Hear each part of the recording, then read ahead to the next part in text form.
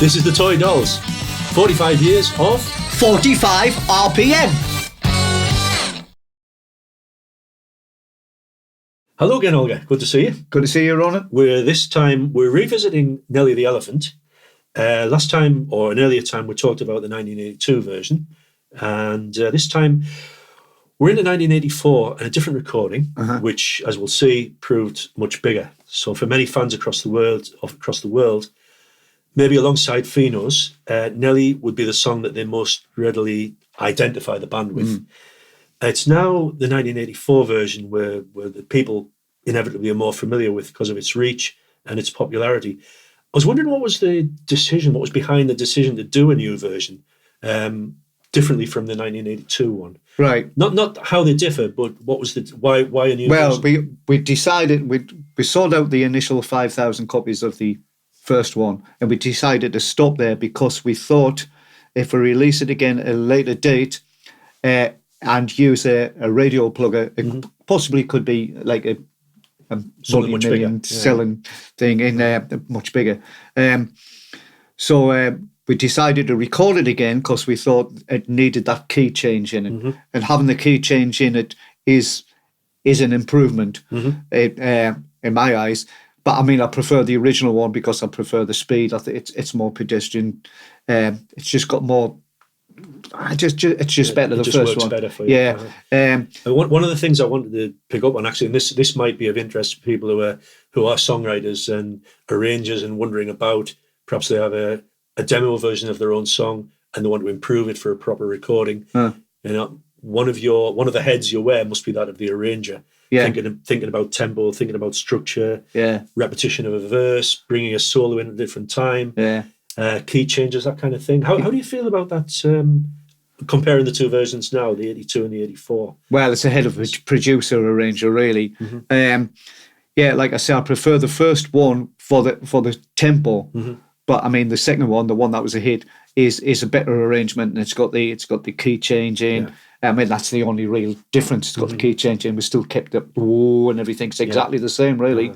I mean, if there was anything that could be changed to make it better, I think that's as much as we could possibly do with that one. Like I say, I'm happier with the first version for me personally, but as a more commercial thing, I think the second one is better. Yeah, and commercially, that moves me on nicely to the next question. They sold famously over 500,000 copies in the UK, and it landed your first indie chart #1, which was a big deal, and #4 in the national singles charts. It also brought you 2 appearances on Top of the Pops. I know you often play this down, but can you give the viewers a sense of what you felt you had achieved at that point with all this success? Well, yeah, I mean, a lot of people don't know what Top of the Pops is or was. It was like the programme to be on in England, you know, ever since I was born, really. I was just watching the Beatles on Top of the Pops. And it was a very special time. But I think because everything was moving so fast at that time, didn't really appreciate the fact of being able to sit and think what's actually happening here, because we'd done so many different television programs at that time. We're playing one place, another place, and Russell Hardy or whatever. But it was a special time. But it's only a tiny little studio with 20, 25 or 30 people there. That's an interesting thing to depict for the viewers. Actually, it's a tiny place. Tiny place with about 30 people there, and the playback is really, really quiet. So when you're doing the jumps, you can hear your feet on the ground. You know, but you know, it was. It helped sell a lot of records. I mean, because of being on Top of the Pops, Nellie the Elephant was selling 25,000 copies every single day from then on for weeks and weeks and weeks after, believe it or not, madness. And far from the life of this, the rock star life of limousines and stuff, you told me once about went on the bus, getting the coach down from Sunderland with your drums and guitars and everything. Yeah, we got the coach down. The mega bus. It would seem inconceivable to some people nowadays that that's how you operated. That's life, isn't it? You cancel in the charts. You cancel flat with your gold disc on the wall. Of course, yeah. You mentioned the plugger. That's quite interesting. That you revealed that the record company used a radio and TV plugger to broaden the coverage the song was getting. Was that an idea you supported, or did you feel squeamish with it? Or well, we used the plugger because to get if we didn't use them, we wouldn't have got any radio play. You know, I don't actually like the sound of all that kind of thing. But at the time, for it to be commercially successful, that we had to use it. Everyone used the plugger. Yeah. You know, he's the one that got it played on, got it on playlists and that with the different DJs. Yeah. Couldn't do it without It him. was vital, really, for the progression of the song. Yeah, cost a fortune. I bet. Yeah. And on the B-side, Fisticuffs in Frederick Street, this is a great song. It's well written, well performed. I like that one. And it's very popular to this day. Yeah. But after the early legal or potential legal issues with Tommy Cowie's car, Fisticuffs was, this time it did trigger some legal action. Can you tell people the stories behind that? I'll tell you in a nutshell. Yep. Yeah, so we were sitting in Peter Practice's place with Peter Practice in Frederick Street, and we could see downstairs in Frederick Street there was this club called Foster's Club. Yeah. And we went up there to having coffees and that, and every night there was a fight outside that club. And it was down like 3 floors down. That's why I got the, who's down there, who's down there. So I decided to write a song about it. And when we played it, when it was released, a friend heard it. A friend of the manager from Foster's Club heard it, and he says, "You might be able to make some money from this because they're singing about your club."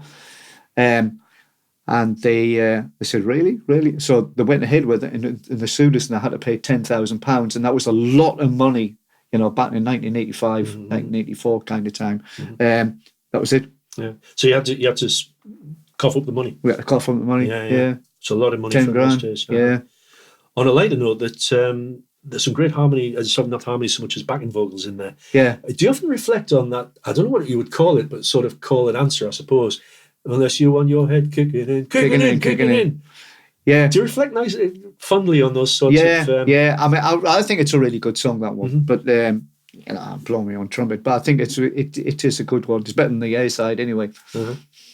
Yeah, I think we need to revisit in future songwriting that call and answer thing. It's I people think so. love it. People love it. Absolutely. You're right. Do. Yeah.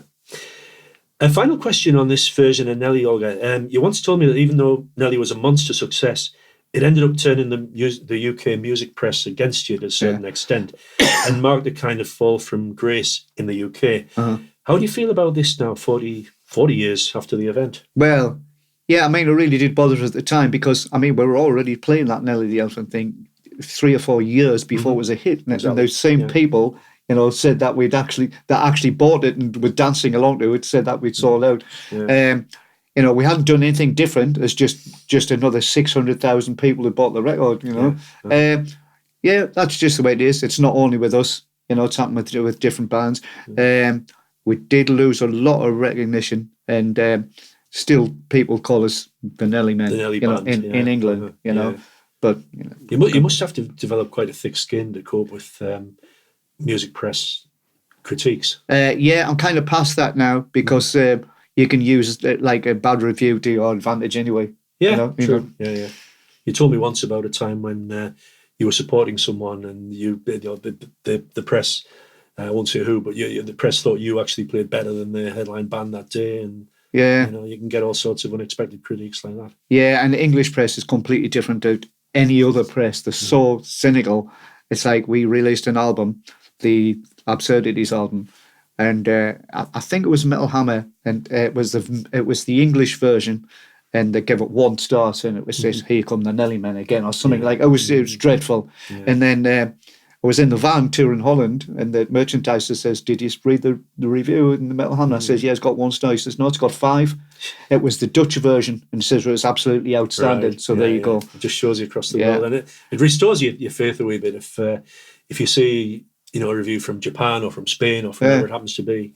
When we were writing the book, I remember translating and finding and sort of researching all these different critics from France, from Germany, from all over the place. Yeah, and they're all glowing. They're much more friendly, much friendlier, much more glowing and honest than just to kind of... Who needs the English press, eh? Yeah, absolutely. On that note, we'll move on from Nelly the Elephant. Thanks very much, Olga. Thank you.